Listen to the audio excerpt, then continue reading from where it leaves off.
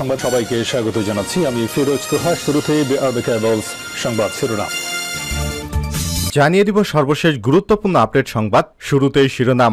জামাত ইসলামের 2 দিনের নতুন কর্মসূচি ঘোষণা। সারা দেশে তীব্র তাপদাহ অব্যাহত থাকার পরিপ্রেক্ষিতে বুধ এবং বৃহস্পতিবার 2 দিনের কর্মসূচি ঘোষণা করেছে বাংলাদেশ জামাত ইসলাম। এরপর জানিয়ে দিব সরকার মিথ্যা উন্নয়নের বেসুরো বাঁশি বাজাচ্ছে বলছে এবি পার্টি। আমার বাংলাদেশ এবি পার্টির নেতারা বলছেন তীব্র তাপদাহে জনজীবন বিপর্যস্ত, কৃষি শিল্প সহ সব খাতে মারাত্মক মন্দা, বিদ্যুতের লোডশেডিংয়ে মানুষ দিশেহারা, দরিদ্র মানুষ আছে অবর্ণনীয় কষ্টে, কিন্তু সরকার এগুলো দেখতে পাচ্ছে না। এরপর জানিয়ে দিব বিএনপির আরেক নেতা বহিষ্কার। দলীয় সিদ্ধান্ত অমান্য করে আসন্ন ইউনিয়ন পরিষদ নির্বাচনে অংশগ্রহণে সুনির্দিষ্ট অভিযোগের ভিত্তিতে বিএনপির আরও এক নেতাকে বহিষ্কার করা হয়েছে। এদিকে সরকার প্রধানের ইচ্ছায় এদেশে আইনের প্রয়োগ হয় বলছেন বিএনপির সিনিয়র যুগ্ম মহাসচিব অ্যাডভোকেট রুহুল কবির রিজভী।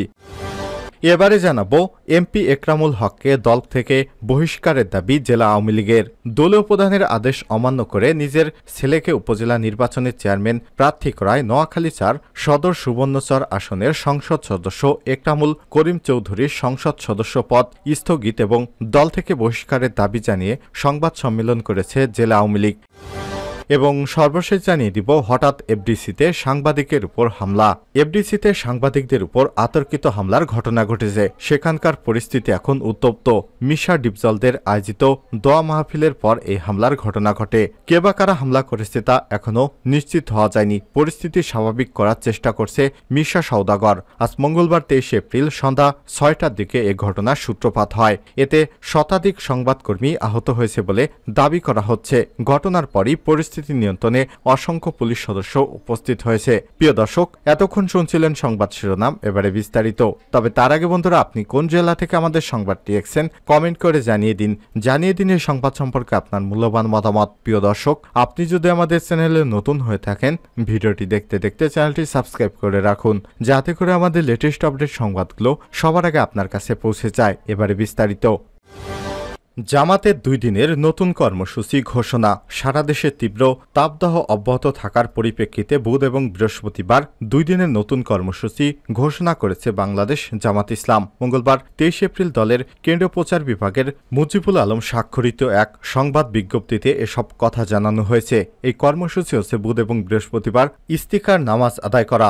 বিজ্ঞপ্তিতে বলা হয়েছে সারা দেশে তীব্র তাপ প্রবাহে গভীর উদ্বেগ প্রকাশ করে আল্লাহর রহমতের বৃষ্টির জন্য ইস্তিকার নামাজ আদায় করে আল্লাহর কাছে দোয়া করার জন্য দেশবাসীর প্রতি আহ্বান জানিয়েছে জামাত ইসলামের আমির ডাক্তার শফিকুর রহমান। বিবৃতিতে বলেন, সম্প্রতি প্রচণ্ড তাপদাহ এবং অনাবৃষ্টিতে দেশের আবহাওয়া অত্যন্ত উষ্ণ হয়ে পড়েছে। উচ্চ তাপমাত্রার কারণে সাধারণ মানুষের দৈনন্দিন কর্মকাণ্ড পরিচালনা অত্যন্ত কষ্টসাধ্য হয়ে পড়েছে। এদিকে উচ্চ তাপমাত্রার কারণে প্রচণ্ড গরম, অপরদিকে অনাবৃষ্টিতে মানুষ, পশু পাখি, জীবজন্তুর জীবন দুর্বিষহ হয়ে পড়েছে। একমাত্র মহান রব্বুল আলামিনই আমাদেরকে এহেন পরিস্থিতি থেকে পরিত্রাণ দিতে পারে। এ সময় তিনি আরো বলেন, দেশে বিরাজমান এই পরিস্থিতি থেকে পরিত্রাণ পাওয়ার জন্য মহান আল্লাহ তাআলা অবারিত রহমত তথা বৃষ্টি কামনা করে সালাতুল ইস্তিফা আদায় করার জন্য ওলামায়ে কেরাম, জামাতের সর্বস্তরের নেতাকর্মী এবং দেশবাসী সকলের প্রতি আমরা উদাত্ত আহ্বান জানাচ্ছি। এজন্য আগামীকাল বুধ এবং তার পরদিন বৃহস্পতিবার জামাত ইসলামের সকল সাংগঠনিক শাখার উদ্যোগে জনসাধারণকে সাথে নিয়ে সালাতুল ইস্তিফা আদায়ের কর্মসূচি সফল করার আহ্বান জানাচ্ছি।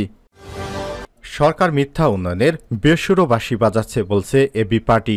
আমার বাংলাদেশ এবি পার্টির নেতারা বলছেন তীব্র তাপদাহে জনজীবন বিপর্যস্ত, কৃষি শিল্প সহ সব খাতে মারাত্মক মন্দা, বিদ্যুতের লোডশেডিংয়ে মানুষ দিশেহারা, দরিদ্র মানুষ এহেন অবর্ণনীয় কষ্টে, রোগ শোকের প্রকোপে হাসপাতালে জায়গা নেই। এক কথায় দেশ গরমে পড়ছে, কিন্তু 5% সরকারের কোনো বিকারই নেই। এ অবস্থা তারা মিথ্যা উন্নয়নের বেসুরো বাঁশি বাজিয়ে যাচ্ছে। মঙ্গলবার 24 এপ্রিল এবি পার্টি আয়োজিত এক সংবাদ সম্মেলনে নেতারা এসব অভিযোগ করেন। দলের যুগ্ম সদস্য সচিব ব্যারিস্টার আসাদুজ্জামান ফদের সঞ্চালনায় ও ডাক্তার আব্দুল সত্তার মিনারের সভাপতিত্বে সময় বক্তব্য রাখেন এবি পার্টির যুগ্ম আহ্বায়ক তাজুল ইসলাম, সদস্য সচিব মুজিবুর রহমান মঞ্চু। তাজুল ইসলাম বলেন, বৈশ্বিক তাপপ্রবাহের জন্য শিল্প উন্নত দেশগুলো মূলত দায়ী, কিন্তু দিন শেষে আমাদের নিজের বাঁচার ব্যবস্থা নিজেদেরই উদ্যোগে করতে হবে। এবি পার্টির একটি দায়িত্বশীল রাজনৈতিক দল হিসেবে বর্তমান পরিস্থিতিতে জনগণ জনগণকে সচেতন করতেই জাতির সামনে নিজেদের বক্তব্য তুলে ধরছি। আমাদের দেশ ছিল সুজলা সফলা, আজকে এমন হলো কেন? প্রকৃতি পরিবেশ এত বিরূপ আচরণ করছে তা আমাদের বিবেচনায় নিতে হবে। বাংলাদেশের নদী খালবিল সবই নিঃশেষ হয়ে যাওয়ার পথে। প্রধান নদীগুলো উৎসমুখে বাঁধ নির্মাণ করে পার্শ্ববর্তী রাষ্ট্রটি বাংলাদেশকে মরুভূমিতে পরিণত করার প্রক্রিয়া করছে। ক্ষমতাসীন দলের নেতাকর্মীরা খালবিল দখল করে অবৈধভাবে দালানকোঠা নির্মাণ করছে। বনের গাছ শুধু নয়, রাস্তাঘাটের গাছ পর্যন্ত কেটে উজাড় করা হচ্ছে। বনের গাছ কাটায় বাধা দেয় সরকারি দলের বাহিনী বন কর্মকর্তাকে বুলডোজার চালিয়ে হত্যা পর্যন্ত করেছে। দেশকে বাঁচাতে আগামী প্রজন্মকে রক্ষা করতে আমাদের এই ভূমিকা এখনই নিতে হবে। সংবাদ সম্মেলনের উপস্থিত ছিলেন এবি পার্টির প্রচার সম্পাদক আনোয়ার সাদ্দার টুটুল, মহানগর উত্তরের আহ্বায়ক আলতাফ হোসাইন, সহকারী সদস্য সচিব Shah Abdur Rahman, M A Amjad Khan, AB পার্টির ঢাকা মহানগর উত্তরের আহ্বায়ক ফিরোজ কবির, সদস্য সচিব সেলিম খান, দক্ষিণের যুগ্ম সদস্য সচিব শফিউল আলম, বাশার আহমেদ, বারকাস নাসির, সাংগঠনিক সম্পাদক আব্দুল হালিম নান্নু, যুব পার্টির ঢাকা মহানগর দক্ষিণের আহ্বায়ক তোফাজুল হোসেন রমিজ, সদস্য সচিব মাহমুদ আজাদ সহ বিভিন্ন পর্যায়ের নেতৃত্ববৃন্দ। বিএনপির আরেক নেতা বহিষ্কার। দলীয় সিদ্ধান্ত অমান্য করে আসন্ন ইউনিয়ন পরিষদ নির্বাচনে অংশগ্রহণে সুনির্দিষ্ট অভিযোগের ভিত্তিতে বিএনপির আরও এক নেতাকে বহিষ্কার করা হয়েছে। আজ 23 এপ্রিল বিকেলে বিএনপির সহদপ্তর সম্পাদক মুনির হোসেন স্বাক্ষরিত এক বিবৃতিতে এসব তথ্য জানানো হয়েছে। বিবৃতিতে বলা হয়, দলীয় সিদ্ধান্ত অমান্য করে আসন্ন ইউনিয়ন পরিষদ নির্বাচনে অংশগ্রহণের সুনির্দিষ্ট অভিযোগের ভিত্তিতে মুন্সিগঞ্জ জেলাধীন টঙ্গিবাড়ি উপজেলার আড়িয়াল ইউনিয়ন বিএনপির সাধারণ সম্পাদক মঞ্জু শেখ ফারুককে বিএনপির সদস্য পদসহ সকল পর্যায়ের পদ থেকে বহিষ্কার করা হয়েছে।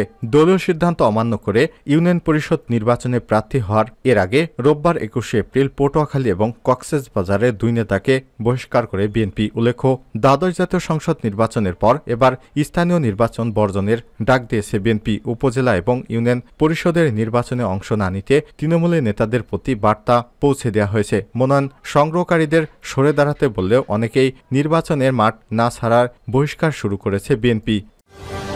সরকার প্রধানের ইচ্ছায় এদেশে আইনের প্রয়োগ হয় বলছেন রুহুল কবির রিজভী। বিএনপি সিনিয়র যুগ্ম মহাসচিব অ্যাডভোকেট রুহুল কবির রিজভী বলেছেন, সরকার প্রধানের ইচ্ছায় এদেশে আইনের প্রয়োগ হয়। প্রচলিত ফৌজদারি দেওয়ানি সহ সকল আইন শেখ হাসিনার সংস্করণ অনুযায়ী প্রয়োগ করতে হয়। 7 জানুয়ারি ডামি নির্বাচনের পর বাংলাদেশের একচ্ছত্র অধিপতি হয়ে ওঠেন শেখ হাসিনা।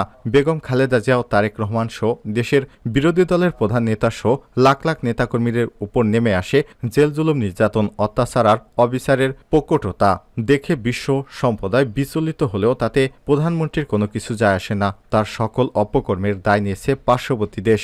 দেশের স্বাধীনতা সার্বভৌমত্বের চাবিটা মনে হয় পার্শ্ববর্তী দেশকে দিয়েছে সরকার। মঙ্গলবার 23 এপ্রিল দুপুরে নয়াপল্টনে বিএনপির কেন্দ্রীয় কার্যালয়ে এক সংবাদ সম্মেলনে তিনি এসব কথা বলেন। রুহুল কবির রিজভী বলেন, বিএনপি চেয়ারপারসন বেগম খালেদা জিয়াকে রাজনীতি থেকে দূরে রাখার জন্যই যে রাজনৈতিক উদ্দেশ্য মিথ্যা মামলা সাজা দিয়ে কারাবন্দী করে রাখা হয়েছে আজ দেশে বিদেশে সর্বজনীন বিদিত।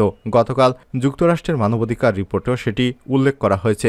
রিপোর্টে বাংলাদেশের গুমখুন, গুপ্ত হত্যা, কারা নির্যাতন সহ ভয়াবহ মানবিক লঙ্ঘনের বিষয়ে গভীর উদ্বেগ প্রকাশ করা হয়েছে। সেখানে আরও বলা হয়েছে, অবাধ ও সুষ্ঠু নির্বাচনের মাধ্যমে সরকার পরিবর্তনে নাগরিকদের অধিকার হরণ করা হয়েছে। বিরোধী নেতাকর্মীদের গ্রেপ্তার এবং শান্তিপূর্ণ সভা সমাবেশে বাধা প্রদান সহ বিভিন্ন অবনতিশীল মানবাধিকার পরিস্থিতি নিয়ে কথা বলা হয়েছে। তিনি বলেন, বেগম খালেদা জিয়ার সাজা নিয়ে দেশবাসী এতদিন যা মনে করেছে তা মার্কিন প্রতিবেদনেও সেটি উঠে এসেছে। ডামি প্রধানমন্ত্রীর দ্বারা আবারও প্রমাণিত হল, ফ্যাসিবাদ প্রতিষ্ঠা পেলে বিরোধী শক্তিসহ গণতন্ত্র স্বীকৃত নাগরিক স্বাধীনতাকে নিশ্চিহ্ন করা যায়। আর আইন আদালত প্রবল প্রভাবশালী একনায়কের নির্দেশপত্র মোতাবেক চলে। যেভাবে শেখ হাসিনা ক্ষমতাসীন হওয়ার পর নিজের মামলাগুলিকে নিরুদ্দেশ করেছে, বিরোধী দলকে দমনের বিপুল চেষ্টাকে সমর্থন করতে গুম, বিচার বহির্ভূত হত্যা, ধারাবাহিক খুনের এক ভয়াবহ মানবাধিকার লঙ্ঘনের বার্তাবরণ তৈরি করা হয়। সুষ্ঠু ভোট নির্বাচনে ভোটাধিকার কবরে শায়িত থাকে। তিনি বলেন, দখলদার আওয়ামী সরকার আইনশৃঙ্খলা বাহিনী, যুবলীগ, ছাত্রলীগ ক্যাডারদের দিয়ে নিজস্ব সেনাদল গঠন করে নিজ দেশের জনগণের বিরুদ্ধে প্রতিনিয়ত চালাচ্ছে সাঁড়াশি অভিযান। এ সময় উপস্থিত ছিলেন চেয়ারপারসনের উপদেষ্টা জয়নুল আবেদিন ফারুক, আব্দুস সালাম, বিশেষ সহকারী অ্যাডভোকেট শামসুর রহমান শিমুল বিশ্বাস, সাংগঠনিক সম্পাদক আব্দুস সালাম আজাদ সহ অর্থ বিষয়ক সম্পাদক মাহমুদুর রহমান সুমন, মৎস্যজীবী দলের সদস্য সচিব আব্দুর রহিম, যুবদলের সাহিত্য প্রকাশনা সম্পাদক মাহবুব মাসুম শান্ত, ছাত্রদল নেতা ডাক্তার তৌহিদুর রহমান আওয়াল প্রমুখ।